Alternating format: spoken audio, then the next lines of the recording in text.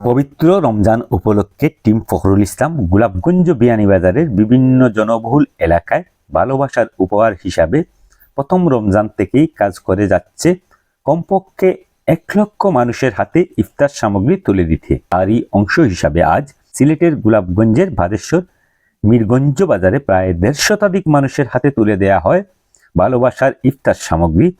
সিলেট 6 গোলাপগঞ্জ বিয়ানীবাজার আসনের সাবেক সংসদ সদস্য পদপ্রার্থী হাফিজ মাওলানা ফখরুল ইসলামের পক্ষ থেকে দেয়া হচ্ছে এই ভালোবাসার ইফতার সামগ্রী।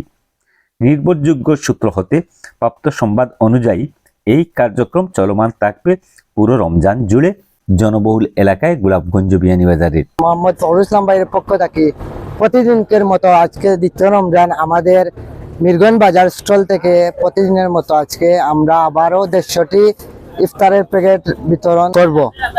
আর ধন্যবাদ জানাই ফখরুল ইসলাম ভাইরে এরকম আয়োজন করার লাগে, কারণ এই নদীর ওপারে মানুষ মাগরিবের নামাজের ইফতারের টাইমের আগে মানুষ যেতে হলে বাড়িতে পৌঁছতে পারে না, আজানের টাইম হয়ে যায়।